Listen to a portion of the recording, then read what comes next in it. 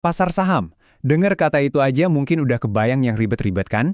Angka-angka naik turun, grafik yang bikin pusing, istilah-istilah aneh. Tapi, gimana kalau saya bilang, sebenarnya konsep di baliknya itu sederhana banget? Yuk, kita kupas tuntas bareng-bareng. Oke, kita mulai dari sini. Ini pertanyaan paling umum. Banyak banget yang mikir kalau pasar saham itu cuma tempat mainnya orang-orang super kaya, semacam klub eksklusif yang isinya cuma mereka yang pakai jas mahal.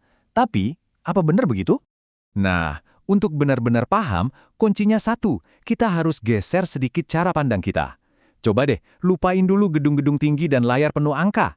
Bayangin pasar saham itu, ya kayak pasar tradisional aja, tempat kita biasa belanja kebutuhan sehari-hari. Logikanya tuh sama persis loh. Di pasar biasa, ada banyak kios yang jualan macam-macam barang kan? Nah, di pasar saham, kios-kios itu adalah perusahaan. Dan barang dagangan mereka adalah potongan-potongan kecil kepemilikan dari perusahaan itu sendiri. Kita, para investor, ya perannya sebagai pembeli. Biar makin kebayang, kita pakai cerita aja ya. Ini adalah cerita fiktif tentang gimana ceritanya warung bakso langganan kita semua bisa sampai go public dan sahamnya diperjualbelikan. Kita semua pasti punya kan warung bakso andalan yang rasanya juara? Nah, bayangin warung kecil itu saking enaknya mendadak viral. Laris manis, antriannya panjang banget sampai terkenal se-Indonesia. Gini alur ceritanya, bisnis baksonya meledak. Dari satu warung jadi punya ratusan cabang. Si pemilik pengen lebih besar lagi, tapi mentok di modal. Daripada pinjam bank, dia punya ide. Gimana kalau sebagian kecil kepemilikan bisnis ini saya jual aja ke masyarakat umum? Nah, proses penawaran ke publik inilah yang biasa disebut IPO, dan potongan-potongan kepemilikan itulah yang namanya saham. Jadi, gampangnya gini. Pas kamu beli saham perusahaan bakso tadi, kamu itu secara harfiah jadi salah satu pemiliknya. Meskipun porsinya kecil banget, kamu tetap seorang owner. Kamu bukan beli baksonya, tapi kamu beli sebagian kecil dari bisnisnya. Oke, kita udah ngerti apa itu saham. Pertanyaan logis berikutnya, kenapa sih harganya bisa naik turun kayak roller coaster? Hari ini hijau, besok bisa merah. Apa yang bikin begitu? Jawabannya, ternyata kita balik lagi ke analogi pasar tradisional tadi. Ini semua murni soal hukum penawaran dan permintaan. Persis kayak harga cabai yang bisa tiba-tiba meroket pas banyak yang cari, tapi panennya lagi sedikit. Gini cara kerjanya. Kalau si perusahaan bakso tadi bisnisnya makin moncer, untungnya makin gede, terus buka cabang di luar negeri, wah makin banyak kan orang yang pengen ikut jadi bagian dari kesuksesan itu? Semua orang rebutan pengen beli sahamnya. Permintaan tinggi, ya otomatis harganya ikut naik. Sebaliknya, kalau tiba-tiba ada berita buruk, misalnya rasa baksonya jadi nggak enak, atau penjualannya anjlok, kepercayaan orang langsung luntur. Banyak yang panik dan buru-buru jual sahamnya. Yang mau beli jadi sedikit.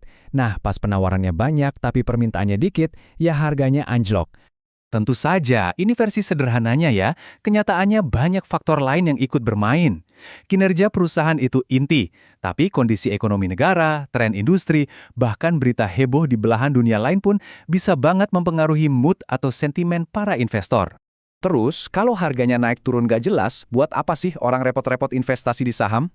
Jawabannya jelas, karena ada potensi keuntungan.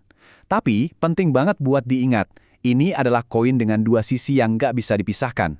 Pada dasarnya, ada dua jalan utama bagi seorang investor untuk bisa dapat cuan atau keuntungan dari saham yang mereka pegang.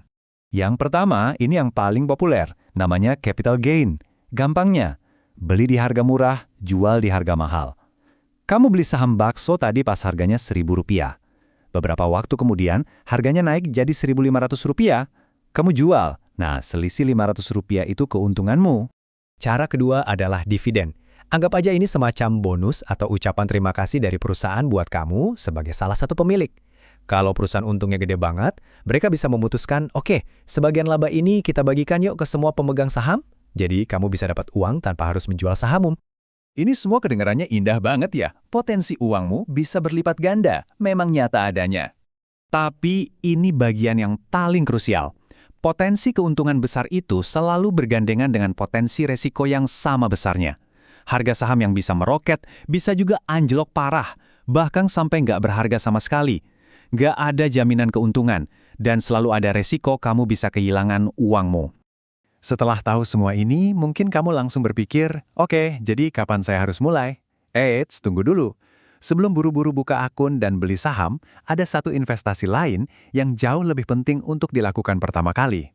Yap, sebelum kamu mempertaruhkan uang hasil jeripayahmu di sebuah pasar yang penuh ketidakpastian, ada satu jenis investasi yang risikonya jauh lebih kecil, tapi potensi hasilnya bisa tak terbatas. Dan inilah kuncinya. Investasi terpenting yang harus kamu lakukan adalah investasi pada dirimu sendiri, pada pengetahuanmu. Sebelum kamu beli saham perusahaan bakso manapun, investasikan waktumu untuk belajar dan benar-benar paham bisnisnya. Karena dalam dunia investasi, aset terbesarmu bukanlah uang, tapi pemahamanmu. Itulah yang akan memberimu keuntungan sejati dalam jangka panjang.